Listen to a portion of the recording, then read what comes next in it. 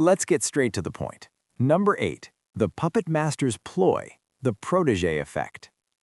Look at you, sitting there frantically highlighting your textbook like it's a coloring book for the hopelessly confused.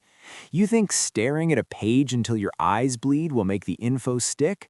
Wrong. You're just boring your brain into a coma. If you want to actually master a complex skill, stop being a passive student and start being a puppet master. It's called the Protégé Effect. Science shows that when you prepare to teach someone else, your brain stops acting like a lazy sponge and starts acting like a high-end filing cabinet. It organizes information logically and identifies gaps in your logic faster than a Twitter mob. Don't have a student? Teach your dog, teach your houseplants, teach that creepy porcelain doll your grandma left you. The goal is to externalize the internal. By explaining a concept out loud as if you're the leading expert, you're forcing your prefrontal cortex to synthesize data instead of just glancing at it. You're tricking your neurons into thinking the info is vital because someone else depends on it. Now, stand up and lecture your toaster. Number 7. The chaos salad. Interleaved practice. Stop treating your gray matter like a cluttered basement where you only touch one box at a time. You're obsessed with repetition because it feels safe, but blocked practice is just a fancy way of saying you're training to be a boring robot. If you spend hours practicing one specific movement, you aren't learning, you're just getting good at being predictable. Enter the chaos salad, known to researchers as interleaved practice. Instead of doing AAA then BBB, you mix them up, ACBA. It feels messy and frustrating, like juggling chainsaws in a storm, but that's why it works. When you jump between different subskills, your mind is forced to reload the correct strategy from your long-term memory every time. This creates what experts label as desirable difficulty. It's a biological reality that this mental friction leads to superior retention compared to mindless drilling. While your peers stay stuck on a single track, you're building a high-speed neural highway. Quit being predictable and embrace the struggle. Number 6. The Midnight Hijack, sleep-dependent consolidation. You're currently lying there like a paralyzed sloth, convinced that your productivity ends the second your heavy eyelids slam shut. Newsflash, while you're busy dreaming about being a global superstar, your biological hardware is actually pulling an all-nighter to fix your daily incompetence. This is the Midnight Hijack, also recognized as sleep-dependent consolidation. During your deep slumber, the brain initiates a glymphatic wash, which is basically a high-pressure power wash for your cranium. It flushes out toxic metabolic waste, and more crucially, it cements the skills you struggled with during the day into your permanent long-term storage. Empirical data suggests that if you practice a complex task right before hitting the hay, your subconscious spends the entire night running simulations like a high-end supercomputer.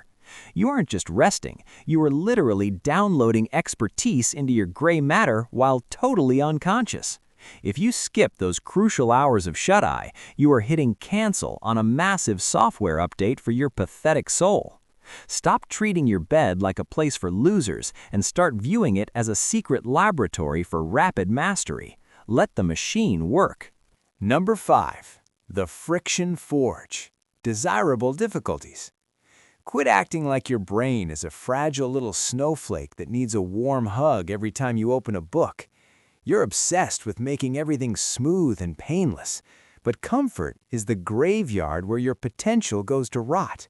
If you aren't struggling, you aren't learning, you're just entertaining yourself. This is the friction forge, or what academics call desirable difficulties. Instead of using a clear font, try reading something messy and hard to decode. Instead of typing neat notes, grab a scratchy pen and scribble like a frantic squirrel. When your mind has to fight to process data, it pays more attention. It is an established neurological reality that mental resistance triggers deeper cognitive processing. If you glide through a tutorial without a single "wait, what?" moment, you've learned nothing.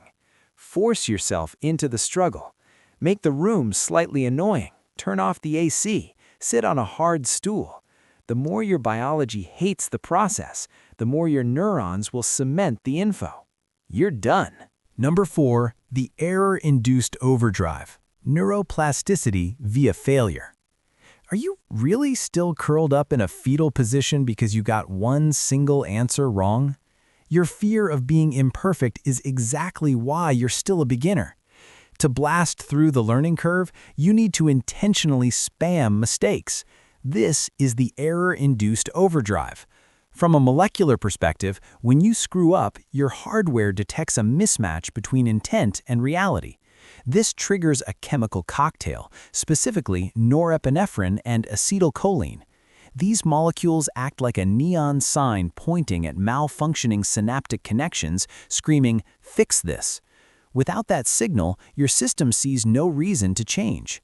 It's a cellular feedback loop that forces restructuring to kick into high gear. While you're embarrassed, your wetware is using those errors as a roadmap for rapid rewiring. If you aren't failing 15% of the time, you're just treading water. Stop protecting your feelings and start weaponizing your blunders. Go and fail until you win. Number 3, the skill skeleton, deconstruction.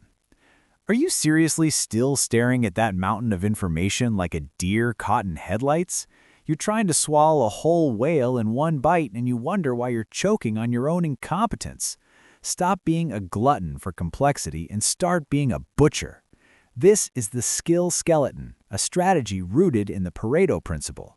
From a purely structural standpoint, most skills follow the 80-20 rule. 20% of the subskills produce 80% of the results. If you're learning guitar, stop trying to master obscure jazz chords and just learn the 4 chords that make up every pop song ever. By deconstructing the skill into its most lethal components, you bypass the fluff that makes people quit. You're stripping the meat away to find the bones that hold it all together.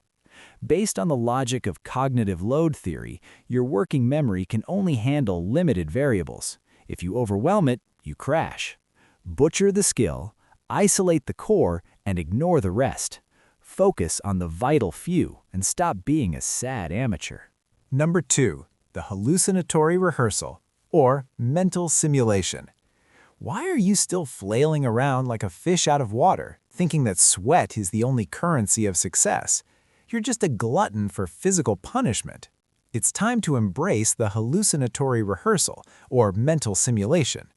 This isn't just some hippy-dippy daydreaming. It's a high-octane cognitive hack. In cognitive neuroscience, there's a concept called functional equivalence. Your internal processor struggles to distinguish between a vivid mental image and actual execution. When you visualize a skill in extreme detail, you fire the exact same motor circuits as if you were truly performing. Neuroimaging data proves that the premotor cortex lights up during these sessions. You're ghost practicing dominance while sitting on your couch. By running these internal scripts, you're strengthening synaptic connections without wear on your joints. Use your built-in simulator to prime your nervous system for victory. You can literally hallucinate your way to the top. Stop acting like a vegetable. Use your head. Number 1, the 5-year-old roast, also known as the Feynman technique.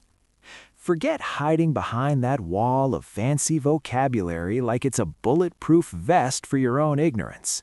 Cease trying to sound smart with big words when you're just a walking dictionary of stuff you don't understand. Behold the 5-year-old roast, also known as the Feynman technique. The premise is simple. If you can't explain a complex topic to a kindergartner without using jargon, you don't know it. You've just memorized sounds. Regarding metacognition, the illusion of explanatory depth is a psychological trap where you mistake familiarity for mastery. When you strip away the technical fluff and use plain language, you expose the rotting gaps in your logic. This strategy identifies exactly where your comprehension breaks down. If you start stuttering when a toddler asks why, you failed. Dump the pretentious windbag routine and simplify until the truth is undeniable. Only then can you claim true mastery. Go find a toddler and get humbled.